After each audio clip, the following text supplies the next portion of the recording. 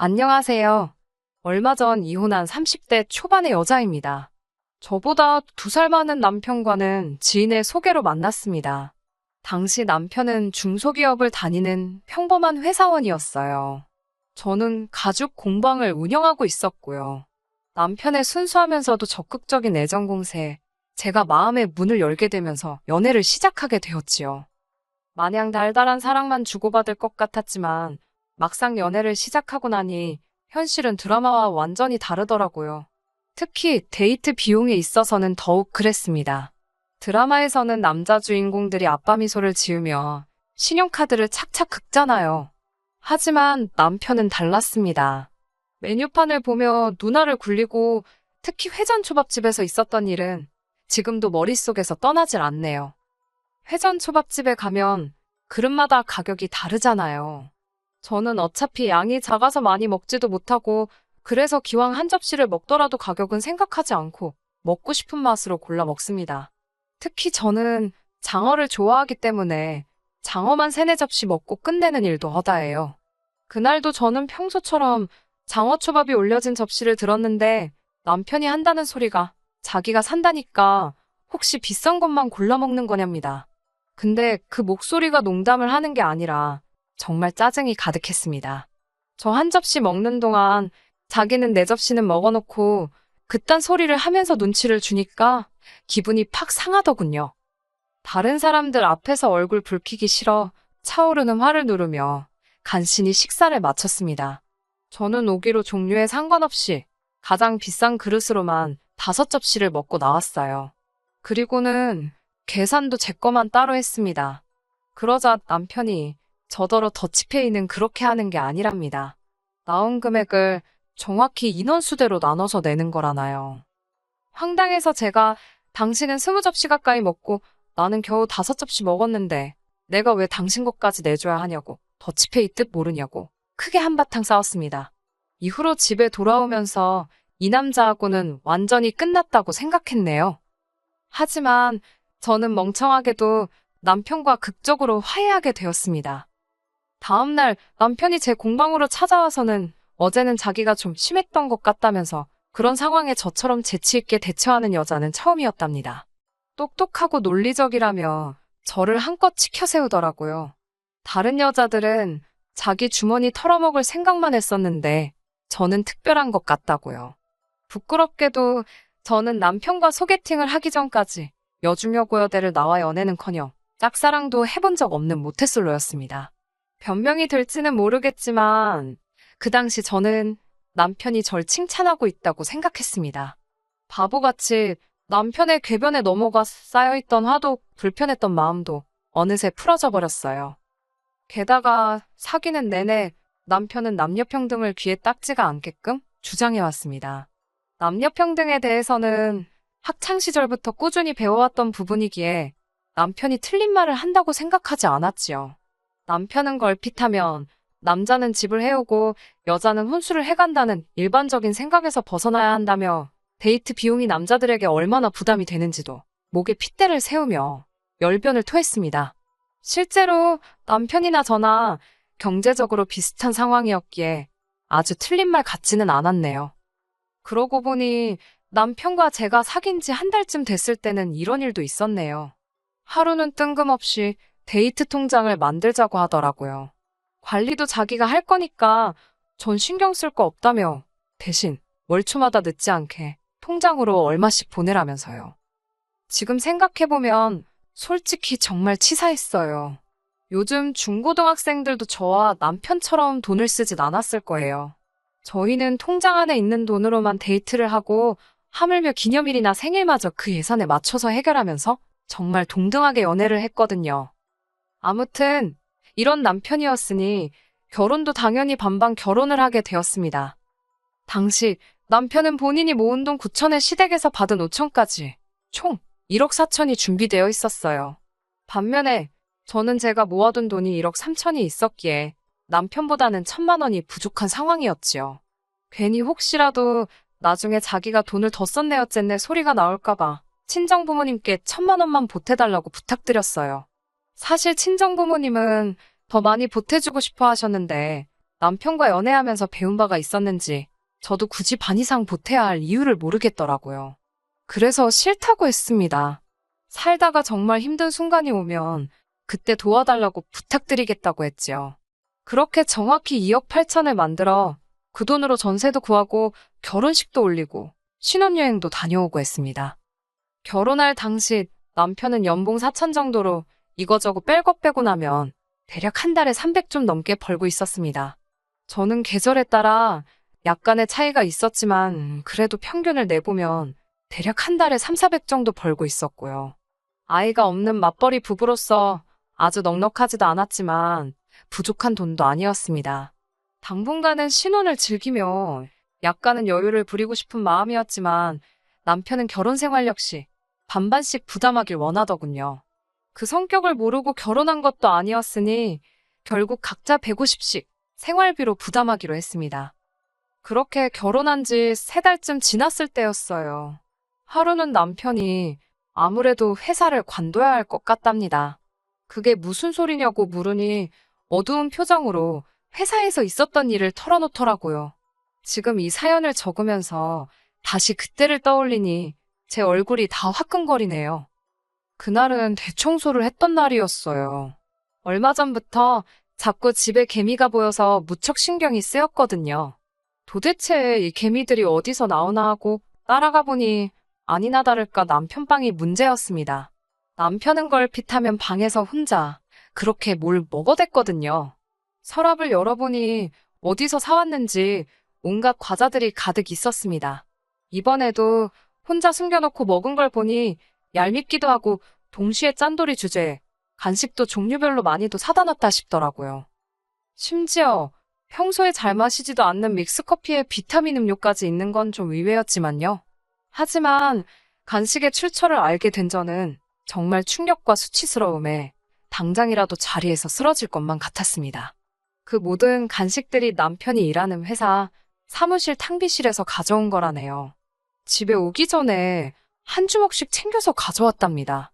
제가 어이가 없어서 간식이 먹고 싶으면 사 먹으면 되지. 그걸 왜 챙겨왔냐고 따지니까 영양가도 없는 간식을 자기 돈 주고 사 먹기가 싫었다나요? 그러면서 꽤나 논리적인 척 한다는 소리가 자기가 남들보다 과작간만큼은 일을 더 한다며 억울하답니다. 저 인간이 떠드는 게 말인지 막걸리인지 한숨이 나오더라고요. 진짜 문제는 얼마 전 입사한 신입 직원이 남편이 탕비실 물건을 훔쳐간다며 윗선에다가 일렀답니다. 이게 횡령이 아니면 뭐가 횡령이냐면서요. 남편은 쪽팔려서 어디다 어떻게 해야 하냐고 물어보지도 못하고 어영부영 시간을 보냈다더군요. 그렇게 이도저도 못하고 며칠을 우왕좌왕하는 사이에 탕비실 거지 사건이라며 사내에서 남편에 관한 안 좋은 소문이 돌기 시작했고요. 이후로는 남편이 탕비실에 물이라도 한 잔 마시려고 갈라치면 몇몇 직원들이 도끼 눈을 하고 남편을 째려보더랍니다. 심지어 남편이 탕비실을 떠나면 간식이 몇 개나 사라졌는지 확인해 본다며 남은 개수를 세는 직원들도 있었다네요. 남편은 분통을 터뜨리고 있었습니다. 그런 한심한 이야기를 떠들면서 쪽팔려서 회사를 관둔다고 하더라고요. 어이가 없었지만 본인이 괴로워서 못 다니겠다는데 무조건 나가라고 할 수도 없고. 그나마 다행인 건 그 시기에 제가 수입이 많이 늘었다는 겁니다. 제가 아는 친한 동생이 아침 방송 PD로 일하고 있었습니다. 하루는 나만의 특별한 패션 아이템이라는 주제로 방송을 한다면서 연락을 해왔어요. 저만 괜찮다면 제 공방을 방송에서 소개하고 싶다면서요. 제 입장에서야 저절로 홍보가 되는 거니 거절할 이유가 없었지요. 방송의 힘이란 생각보다 훨씬 더 세더라고요. 동네뿐만 아니라 인근 지역에서까지 수업을 들으러 오는 사람들이 생겼고 제작을 의뢰하는 손님들도 많아졌습니다. 덕분에 한 달에 3, 400에 불과했던 수입이 2배가 넘게 되었지요. 물론 제 수입과는 별개로 남편이 회사를 관두게 되었으니 생활 자체가 예전보다 더 나아졌다는 느낌은 없었습니다. 오히려 둘이서 300만 원의 돈으로 생활을 하다가 제가 외벌이를 하게 됨으로써 생활비도 반토막이 났으니 심리적으로 전보다 더 빠듯한 느낌이었어요. 남편은 회사를 알아보고 있다고는 했지만 워낙에 불경기였잖아요. 좋은 소식은커녕 서류도 통과하지 못하는 눈치였습니다. 그렇게 한 달쯤 지났을 무렵 남편이 저에게 부탁이 있답니다. 뭐냐고 물으니 지금부터 생활비 관리를 자기가 하면 안 되냐고 묻더라고요. 가뜩이나 자기가 생활비도 못 보태는데 관리까지 제가 하고 있으니 뭐 하나 작은 거 사는 것도 눈치가 너무 보인다나요? 저는 남편이 짠돌이에 거지근성이 있는 건 알고 있었지만 자격지심까지 가지고 있을 줄은 몰랐습니다. 고민 끝에 남편에게 생활비만큼은 알아서 책임지고 잘 관리해달라고 부탁했어요. 하지만 이건 고양이에게 생선을 맡긴 격이었네요. 남편과 생활비를 반반 부담하던 시기에는 집안일도 반반씩 했었어요. 집안일이라는 게 칼같이 절반으로 나눌 수는 없었기에 제가 음식을 하면 남편이 설거지를 하고 제가 빨래를 하면 남편이 청소를 하는 식으로 했었지요. 하지만 생활비를 저 혼자 부담하게 되면서 집안일은 자연스레 남편 몫이 되었습니다. 집안일이라는 게 해도 해도 티가 안 나잖아요. 그래서 남편에게 크게 뭘 바라거나 하지 않았어요. 오히려 생활비를 내고 말고 여부를 떠나서 고마운 마음이었지요. 그러던 어느 날 모처럼 일찍 집에 왔는데 집에 먹을 만한 게 없길래 남편에게 같이 마트에 가자고 했습니다. 그러자 남편이 굉장히 난처한 표정을 짓더니 생활비를 다 썼답니다. 그때가 생활비를 주고 3주도 되지 않은 시점이었기에 저는 큰 충격을 받았어요. 3주 만에 150을 어디다 다 쓴 거냐고 하니까 남편은 별일 아니라는 듯 물가가 너무 오르지 않았냐며 말이 나와서 말인데 생활비를 올려야 할 것 같답니다. 얼마나 올리자는 얘기냐니까 200에서 250 정도면 좋겠다고 하길래 어쩔 수 없이 200으로 하자고 했습니다. 그리고 제가 남편에게 영수증은 다 챙겨놓으라고 했습니다. 도대체 어디에 얼마나 쓰는지 확인을 해봐야겠더라고요. 그렇게 또 한 달이 지났고 남편은 어김없이 생활비가 부족하다고 했습니다. 남편에게 영수증 좀 같이 보자고 했어요. 솔직히 집안에 경조사가 많은 것도 아니고 애가 있는 것도 아닌데 왜 생활비를 주면 한 달도 되기 전에 다 털어먹는지 도무지 이해할 수가 없었거든요. 남편은 순순히 영수증 한 뭉치를 제 앞에 들이밀었습니다. 대충 훑어보니 죄다 집에서 멀지 않은 슈퍼마켓에서 쓴 거더라고요. 품목도 소고기, 돼지고기, 뭐 할 것 없이 다양했고요. 영수증을 보고 나니 이 상황이 더욱 이해가 되지 않았습니다. 거의 일주일에 두세 번은 꼭 마트에 다녀왔던데 왜 냉장고가 비어있는 건지 음식을 해먹은 흔적이 없는 건지 남편에게 물으니 자기가 점심때 혼자 다 해먹었답니다. 워낙에 식탐이 많은 사람이긴 하지만 솔직히 너무한다 싶더라고요. 그렇다고 치사하게 먹는 걸로 뭐라고 하기도 그렇고. 그리고 며칠 뒤 집으로 돌아오는 길에 우연히 남편을 만났습니다. 어디 다녀오냐니까 아무것도 아니랍니다. 남편의 그런 반응에 마음이 살짝 상했지만 크게 개의치는 않았어요.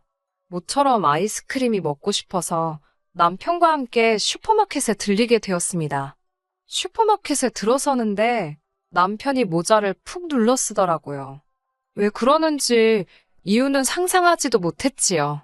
간단한 요깃거리와 아이스크림을 고른 뒤 계산대에 줄을 섰는데 남편이 자꾸 딴청을 피우더라고요. 저는 처음에 생활비로 계산하기 싫어서 그러는 줄 알았습니다. 유치한 남편 행동에 혀를 내두르며 제가 계산을 하고 있던 찰나였어요. 계산대에 계시는 아주머니께서 남편을 아는 채 하시더라고요. 평소에는 매일 어머님이랑 오더니 오늘은 와이프랑 왔나 보다면서요. 어머님이랑 마트를 왔다니 그게 무슨 소린가 싶었습니다. 남편이 당황한 걸 보니 뭔가 있다는 확신이 들었습니다. 아주머니께서는 남편이 하루가 멀다 하고 어머님을 모시고 와서 어머님이 필요하시다는 건 다 사주더라며 저에게 아들 며느리가 엄청 효장가 보다고 그러시더군요.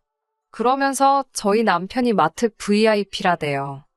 집으로 돌아와서는 남편에게 어머님이랑 슈퍼마켓에 다녔다는 게 무슨 말이냐고 물었습니다. 그러자 남편은 그 아줌마가 뭘 잘못 봐도 한참 잘못 본 거라며 오리발을 내밀더라고요. 제가 한번 차량 슈퍼마켓에 뭐가 찍혔는지 물어볼 거냐며 증거를 찾아서 코앞에 들이밀어줘야 되냐고 따져 물었습니다. 그러자 남편도 더는 감추기가 어렵겠다 싶었는지 배째라는 식으로 그랬는데 어쩔 거냐대요. 솔직히 아들이 어머님 장 좀 봐드릴 수 있습니다. 제가 화가 나고 이혼까지 결심하게 된 건 단순히 남편이 어머님 대신 계산을 해서가 아니에요. 남편이 어머님의 장을 봐드린 이유가 어이가 없었기 때문입니다. 남편은 어머님이 당신이 필요하신 걸 고르시면 저희 생활비 카드로 결제를 한 뒤 어머님께 현금을 받아 챙겨오고 있었답니다. 한마디로 카드깡을 하고 있었던 거예요. 다 커서도 부모님께 손 벌리는 자식들이 있다는 이야기는 들어봤지만 부모님과 짜고 카드깡을 하는 다 큰 자식 이야기는 들어본 바가 없습니다. 황당하고 어이가 없어서 도대체 무슨 생각으로 그런 일을 한 거냐니까 자기가 집안일을 하는데 제가 알아주지도 않는 것 같고 그래서 셀프로 자기 몫을 챙겼답니다. 예를 들어 남편 생각에 오늘 집안일을 하는데 2시간쯤 걸렸다 하면 어머님과 짜고 5만 원을 빼돌리는 식으로요. 남편의 무용담을 듣고 있으니 기가 차더라고요. 아무리 부부 사이라도 그거 사기라니까 저더러 말이 너무 심하답니다. 이게 다 자기의 공로를 인정해주지 않는 저 때문에 일어난 일이라고요. 탕비실 거지 사건 때도 회사에서 자기가 일한 걸 알아주지도 않고 월급도 적어서 과자라도 잔뜩 챙긴 거라던 남편의 모습이 순간 머릿속을 스쳤습니다. 그제서야 알겠더라고요. 남편은 사람이 바보 같은 게 아니라 이기적이고 지독하게 계산적인 못난 사람이었다는 걸요. 이후로 한 사흘간을 남편과 말 한마디 섞지 않고 시간을 보냈습니다. 남편의 말 같지도 않은 궤변에 더 이상 놀아나고 싶은 마음은 없었으니까요. 어머님도 이번 일을 알게 되셨는지 전화를 해오셨지만 받지 않았습니다. 행여나 마음이라도 약해지면 곤란하니까요. 남편에게 이혼하자고 했습니다. 자기가 돈을 못 벌어서 그런 거냐며 너무하다고 발악을 하는 남편에게 저는 다른 건 다 참아도 양심에 털난 사람하고는 못 산다고 했어요. 평생을 믿고 의지해야 하는데 너 같은 거짓말쟁이를 어떻게 신뢰할 수 있겠냐고요. 하지만 남편은 자기가 한 행동들이 거짓말도 아니고 사기도 아니라 생각했습니다. 이 모든 건 자기를 알아주지 않는 다른 사람들 때문에 생긴 결과라면서요. 어머님의 태도도 가관이었습니다. 저더러 남편 귀를 그렇게 죽여놓으면 좋냐면서 뜬금없이 왜 당신 용돈은 안 주는 거냐고 따지시더라고요. 아들이 못 주게 되었으면 며느리가 알아서 줘야 되는 거랍니다. 남편의 뻔뻔함과 염치 없음이 어머님으로부터 나왔다는 걸 알겠더라고요. 하긴 어머님이 제정신이셨으면 남편의 카드깡을 도와줄 리도 없으셨겠지요. 결국 남편과는 이혼하게 되었습니다. 악담을 퍼부으면 말이지요. 어머님께는 자식 농사 지금이라도 다시 지으셔야 하는 거 아니냐고 아들 농사는 완전히 망하신 것 같다 했네요. 지금 다 갈아엎고 새로 농사 짓자니 너무 늦은 건 아니냐고요. 며느리가 시애미 약 올린다고 어머님이 거품을 무시던걸요. 남편도 저한테 말 조심하라길래 너는 손버릇이나 고치라고 써붙였습니다. 이혼을 하고 얼마 지나지 않았을 무렵 남편에게서 연락이 왔습니다. 어떻게 하면 자기를 다시 받아주겠냐고 묻더라고요. 가진 건 뭣도 없으면서 고개 빳빳한 건 여전하대요. 남편에게 혼자 살다 죽어 문드러져도 너랑은 안 산다고 한껏 비웃어줬습니다.